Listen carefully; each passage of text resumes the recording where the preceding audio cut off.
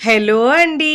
ఈరోజు మన కిచెన్‌లో చాలా టేస్టీగా, క్రిస్పీగా, గుల్లగా ఉండే జంతికలను ఎలా చేయాలో చూపించబోతున్నానండి. నేనిక్కడ 2 రకాలు చూపిస్తున్నానండి. రుచి అయితే చాలా చాలా బావుంటది. 1, 2తో అయితే అస్సలాగరండి. శనగపిండి వాడకుండా, శనగపప్పు వేయకుండా ఈజీగా చేసుకోవచ్చండి. పిల్లలకు స్నాక్‌గా లేదంటే టీ టైమ్ స్నాక్‌గా కూడా చాలా చాలా బావుంటాయి. చాలా సింపుల్‌గా చేసుకోవచ్చు. మరి ఇంకా ఆలస్యం చేయకుండా ముందుగా మనం బొంబాయి రవ్వతో మురుకులు ఎలా చేయాలో చూద్దాం. ముందుగా ఇక్కడ నేను స్టవ్ మీద ప్యాన్ పెట్టుకొని అన్ని కొలతలు ఒక దాంతో తీసుకోవాలండి. 3 కప్పుల వాటర్ తీసుకుంటున్నానండి. 1 కప్పు బొంబాయి రవ్వ తీసుకుంటే 3 కప్పుల వాటర్ తీసుకోవాలి. ఇలా నేను 3 కప్పుల వాటర్ తీసుకున్నాను. ఇప్పుడు దీంట్లో రుచికి సరిపోయినంత ఉప్పు వేసుకోవాలి. మీ టేస్ట్‌కి తగ్గ ఉప్పు వేసుకోండి. ఇప్పుడు దీంట్లో పావు టీ స్పూన్ దాకా పసుపు వేసుకోవాలండి. పసుపు వేసుకుంటే మనకు యెల్లో కలర్‌లో వస్తాయి జంతికలు. ఒకవేళ ఇష్టం లేని వాళ్ళు స్కిప్ చేసినా పర్వాలేదు. ఆప్షనల్ మాత్రమే. ఇప్పుడు దీంట్లో ఒక టీ స్పూన్ దాకా కారం వేసుకోవాలి. ఉప్పు, కారం మీ టేస్ట్‌ని బట్టి యాడ్ చేసుకోండి. దీంట్లో నేను అరుగుదల కోసము ఒక హాఫ్ టీ స్పూన్ దాకా వాము వేసుకోవాలి. వాము ఫ్లేవర్ దీంట్లో చాలా బాగుంటుంది. నువ్వులు ఒక టేబుల్ స్పూన్ దాకా వేసుకోవాలి. వాము ఇష్టం లేని వాళ్ళు స్కిప్ చేసినా పర్వాలేదు, కానీ వేస్తే టేస్ట్ చాలా బాగా వస్తుందండి. ఇప్పుడు దీంట్లో ఒక 2 టీ స్పూన్ల ఆయిల్ వేసుకోవాలి. బటర్ ఉంటే బటర్ వేసుకోండి, వెన్న అయినా వేసుకోవచ్చు. చూడండి, ఇలా వాటర్ బాగా మరుగుతున్నప్పుడు ముందుగా మనము ఒక కప్పు, ఏ కప్పుతో అయితే వాటర్ తీసుకున్నామో అదే కప్పుతో 1 కప్పు సూజీ, బొంబాయి రవ్వ వేసుకోవాలి. వేసుకొని మంటను మీడియం ఫ్లేమ్లో ఉంచి ఉండలు లేకుండా ఇలా బాగా మిక్స్ చేసుకోవాలి. చూడండి, వాటర్ మొత్తం దగ్గర ఇలా కాస్త డ్రైగా అయ్యే వరకు లో ఫ్లేమ్లోనే ఉడికించుకోవాలి. చూడండి, ఇలా మిక్స్ చేసుకున్న తర్వాత మూత పెట్టేసి ఒక 5 నిమిషాలు ఇలా సిమ్లో ఉంచుకోవాలండి. 5 నిమిషాల తర్వాత స్టవ్ ఆఫ్ చేసుకొని పక్కకు దించుకోవాలి. ఇక్కడ నేనైతే చిన్న మిక్సీ జార్ తీసుకొని దాంట్లో పావు కప్పు పుట్నాల పప్పు, చట్నీ పప్పు అంటారు కదండి, ఆ పప్పు వేసుకొని మెత్తగా గ్రైండ్ చేసుకోవాలండి. వీలైనంత వరకు మెత్తగా పౌడర్లా గ్రైండ్ చేసుకోవాలి. చూడండి, ఇలా పొడిలా గ్రైండ్ చేసుకున్న ఈ పుట్నాల పొడిని పక్కకు పెట్టుకొని ఇక్కడ నేను రవ్వ ఉన్న ప్యాన్ని స్టవ్ మీద నుంచి కిందికి దించుకున్నానండి. ఇప్పుడు కాస్త చల్లారిన తర్వాత ఇక్కడ ముందుగా మనము పుట్నాల పప్పు గ్రైండ్ చేసుకున్నాం కదండి, ఆ పుట్నాల పప్పును కూడా ఇలా జల్లించి తీసుకోవాలి. ఏమన్నా గ్రైండ్ కాని పాట అయితే మిగిలిపోతుంది దీంట్లో. ఇలా జల్లించుకోవాలి. ఫస్ట్ టైం నా ఛానల్ చూస్తున్న వాళ్ళు ప్లీజ్ నా ఛానల్ని సబ్స్క్రైబ్ చేసుకోండి, లైక్ చేయండి, పక్కనున్న బెల్ ఐకాన్ని ప్రెస్ చేయండి. ఇలా ప్రెస్ చేయడం వల్ల నేను పెట్టే వీడియో నోటిఫికేషన్ ముందుగా మీ హోమ్ పేజ్కి వస్తాయండి.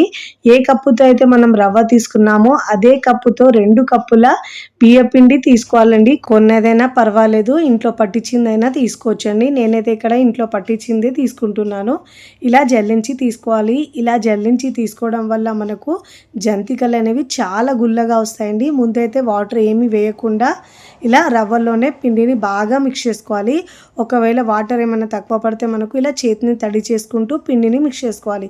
అదే మనం జంతికల పిండి అయితే ఎలా కలుపుకుంటామో సేమ్ అదే విధంగా కలుపుకోవాలి. ఇలా చేతిని తడి చేసుకుంటూ పిండిని కలుపుకోవాలి. చాలా టేస్టీగా గుల్లగా వస్తాయండి. ఇలా చేసిన జంతికలను 2 తినేవాళ్ళు 4 తింటారండి, అంత క్రిస్పీగా ఉంటాయి. చూడండి, కన్సిస్టెన్సీ ఇలా ఉండాలి. సాఫ్ట్గా కలుపుకున్న తర్వాత ఇలా పిండి తడి ఆరకుండా ఇలా మూత లేదంటే క్లాత్ పెట్టి పక్కకు పెట్టుకోవాలి. స్టవ్ మీద ప్యాన్ పెట్టుకొని దాంట్లో ఆయిల్ వేడి చేసుకోవాలి. ఇక్కడ నేను ప్లేట్ తీసుకొని దానికి ఆయిల్ అప్లై చేసుకున్నానండి. ఇలా జంతికల గొట్టం తీసుకొని దాంట్లో పిండి వేసుకొని నేనైతే ఇక్కడ చిన్న చిన్న జంతికలు చేస్తున్నానండి. మీరు కావాలంటే కడాయిలో పెద్దదైనా వేసుకోవచ్చు.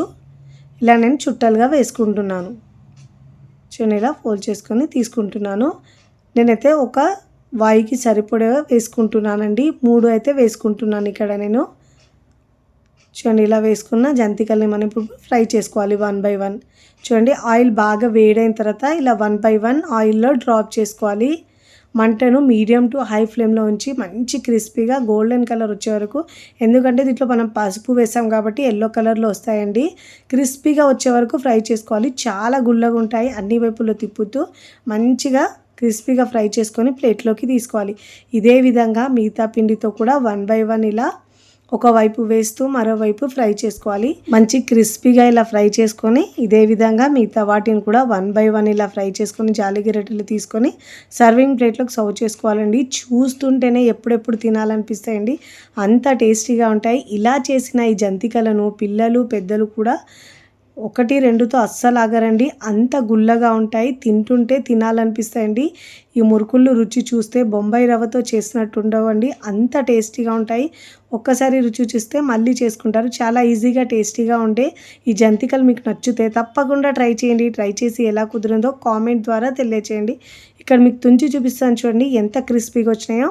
ఇలా 15 రోజుల వరకు స్టోర్ చేసుకొని కమ్మగా తినేయచ్చండి.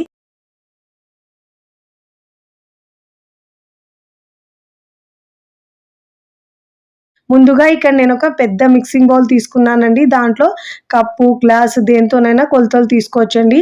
నేనైతే 3 కప్పుల బియ్యం పిండి తీసుకుంటున్నానండి. మీరు గ్లాస్తో అయినా 3 గ్లాసుల వరకు తీసుకోవచ్చండి. అన్ని కొలతలు దాంతోనే తీసుకోవాలి. 3 కప్పుల బియ్యం పిండి వేసుకున్నానండి, పొడి బియ్యం పిండి. ఇప్పుడు దీంట్లో నేను ఆ పిండిని పక్కకు పెట్టేసి మిక్సీ జార్ తీసుకొని దాంట్లో 1 కప్పు చట్నీ పప్పు, పుట్నాల పప్పు అంటారు కదండి, ఆ పప్పును మెత్తగా గ్రైండ్ చేసుకొని ఇలా జల్లించి తీసుకోవాలండి. మురుకులు అనేవి మనకు చాలా గుల్లగా వస్తాయండి. ఇలా పిండిని బాగా జల్లించుకోవాలండి. జల్లించుకున్న తర్వాత వేస్ట్ ఉన్న పార్ట్ని పక్కకు తీసుకోవాలండి. ఇప్పుడు ఇలా 2 పిండిలను కూడా బాగా మిక్స్ చేసుకోవాలండి. ఇప్పుడు ఇలా బాగా మిక్స్ చేసుకున్న తర్వాత ఒక 2 టేబుల్ స్పూన్ దాకా పిండి తీసుకోవాలండి మిక్సీ జార్లో. ఇలా గ్రైండ్ చేసుకొని వేసుకోవడం వల్ల రిబ్బన్ పకోడీ వేసినప్పుడు ఈ వాము దాంట్లో వెళ్ళి మనకు వేయడానికి చాలా ఇబ్బందిగా ఉంటుందండి. అందుకే ఇలా గ్రైండ్ చేసుకొని వేసుకోవడం వల్ల చాలా బాగా వస్తాయి. 1 టేబుల్ స్పూన్ దాకా వాము వేసుకోవాలి. 1/2 టీ స్పూన్ దాకా పసుపు వేసుకోవాలండి. కారం 1 టీ స్పూన్ దాకా వేసుకోవాలండి. ఇప్పుడు ఇలా వేసుకున్న తర్వాత రుచికి సరిపోయినంత ఉప్పు వేసుకోవాలండి. మీ టేస్ట్ని బట్టి ఉప్పు కారం యాడ్ చేసుకోండి. ఇలా మనం వామును గ్రైండ్ చేసుకొని వేసుకోవడం వల్ల ఫ్లేవర్ టేస్ట్ చాలా బాగుంటుందండి. ఇప్పుడు ఒకసారి ఇలా గ్రైండ్ చేసుకోవాలండి. ఇలా గ్రైండ్ చేసుకోవడం వల్ల వాము కూడా మంచిగా గ్రైండ్ అయ్యి ఫ్లేవర్ అనేది చాలా బాగుంటుంది. చూడండి, ఇలా గ్రైండ్ చేసుకున్న దీన్ని మనం ముందుగా పెట్టుకున్న పిండిలో వేసుకోవాలండి. చాలా చాలా గుల్లగా వస్తాయండి, టేస్ట్ కూడా సూపర్గా ఉంటాయి. ఇప్పుడు అన్ని ఇంగ్రీడియంట్స్ని ఒకసారి బాగా మిక్స్ చేసుకోవాలండి. ఇప్పుడు దీంట్లో వేడి ఆయిల్ వేసుకోవాలండి. ఒక 2 టేబుల్ స్పూన్ దాకా వేసుకోవాలి. మీరు కావాలంటే బటర్ అయినా వేసుకోవచ్చండి, వెన్న అయినా వేసుకోవచ్చు. దీంట్లో నేనైతే ఇక్కడ వేడి ఆయిల్ వేసుకున్నానండి. ఇప్పుడు ఇలా 2 టేబుల్ స్పూన్ దాకా వేసుకున్న తర్వాత ఒకసారి స్పూన్తో బాగా మిక్స్ చేసుకోవాలండి. ఇప్పుడు ఇలా బాగా మిక్స్ చేసుకున్న తర్వాత చేత్తో ఇలా రబ్ చేసినట్టు మిక్స్ చేసుకోవాలండి. ఇలా మనం ఆయిల్ వేసుకోవడం వల్ల మురుకులు అనేవి చాలా గుల్లగా వస్తాయండి. ఇప్పుడు ఇలా మిక్స్ చేసుకున్న తర్వాత నేను స్టవ్ మీద 1 గ్లాసు వాటర్ని వేడి చేసుకున్నానండి. ఇలా వేడి వాటర్ వేసుకోవడం వల్ల మురుకులు అనేవి చాలా బాగా వస్తాయండి. ఇప్పుడు వేడి వాటర్ ఉన్నాయి కాబట్టి ఇలా స్పూన్తో మిక్స్ చేసుకోవాలి. కొద్దిగా వాటర్ వేస్తూ పిండిని మిక్స్ చేసుకోవాలండి. మరీ పిండిని పల్చగా చేసుకుంటే మురుకులు అనేవి ఆయిల్ ఎక్కువ పీల్చేసుకుంటాయండి. చూసుకుంటూ వాటర్ని యాడ్ చేసుకోవాలండి. ఇలా వేసుకున్న తర్వాత ఒకవేళ మీకు తక్కువ అయితే వాటర్ని మళ్ళీ నార్మల్ వాటర్ కొద్దిగా వేసుకొని మిక్స్ చేసుకోవచ్చు. చూడండి, ఇలా వీడియోలో చూపించిన విధంగా పిండి కన్సిస్టెన్సీ ఇలా ఉండాలండి.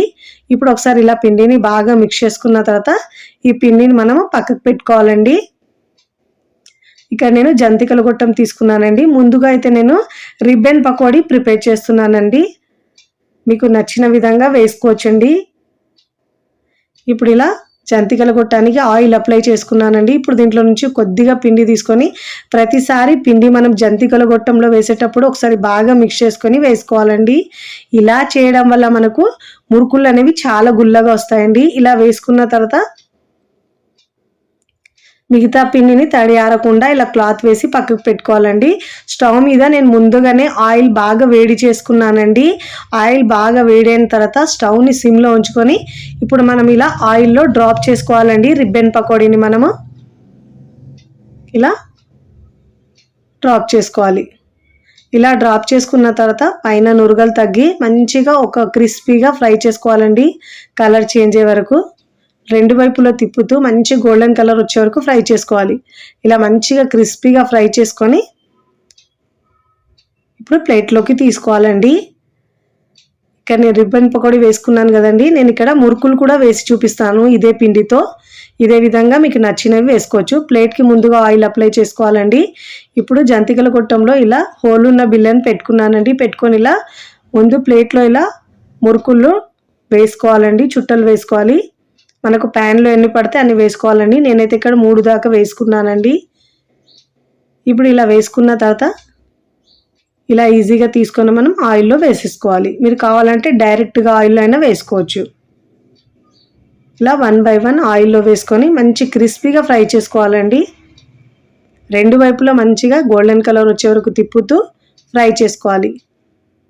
అన్నీ ఇదే విధంగా చేసుకొని ప్లేట్లోకి సర్వ్ చేసుకోవాలండి. నేనైతే ముందుగా రిబ్బన్ పకోడీని ప్లేట్లోకి సర్వ్ చేసుకుంటున్నానండి.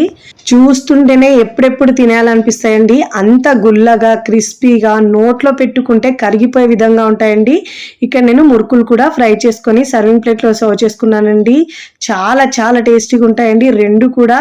ఒక్కసారి ఇలా చేసి పెట్టుకుంటే పిల్లలకు స్నాక్స్లో లేదంటే టీ టైం స్నాక్గా పిల్లలు సాయంత్రం రాగానే ఇలా చేసి పెడితే చక్కగా చాలా ఇష్టంగా తింటారండి. 1, 2తో అస్సలు ఆగరండి, అంత బాగుంటాయండి. 2 కూడా మీకు చూపిస్తున్నాను చూడండి, ఎంత గుల్లగా వచ్చినాయో. తుంచి కూడా చూపిస్తాను చూడండి, చాలా క్రిస్పీగా ఉంటాయండి. సింపుల్గా చాలా తక్కువ టైంలో ఈజీగా చేసుకునే స్నాక్స్ అండి. ఇలా చేసి పెట్టుకుంటే ఒక 15 రోజుల వరకు స్టోర్ చేసుకొని తినచ్చండి. ఇలా టేస్టీగా చేస్తే అలా ప్లేట్ ఖాళీ చేసిస్తారు. చూడండి ఎంత క్రిస్పీగా వచ్చినాయో, చాలా గుల్లగా ఉంటాయండి. క్రిస్పీగా గుల్లగా ఉండే కరకరలాడే ఈ మురుకుల్లో ఇంకా రిబ్బన్ పకోడీ నచ్చితే తప్పకుండా ట్రై చేయండి. ట్రై చేసి ఎలా కుదిరిందో కామెంట్ ద్వారా తెలియచేయండి. తుంచుతూనే తెలుస్తున్నాయి, చాలా గుల్లగా వచ్చినాయండి. వీడియో నచ్చితే లైక్ చేయండి, ఫ్రెండ్స్ ఫ్యామిలీకి షేర్ చేయండి. మరికొన్ని టేస్టీ సింపుల్ క్విక్ రెసిపీస్ కోసం టీ కిచెన్ని సబ్స్క్రైబ్ చేసుకోండి. కమెంట్ చేయడం అస్సలు మరవకండి. Thanks for watching.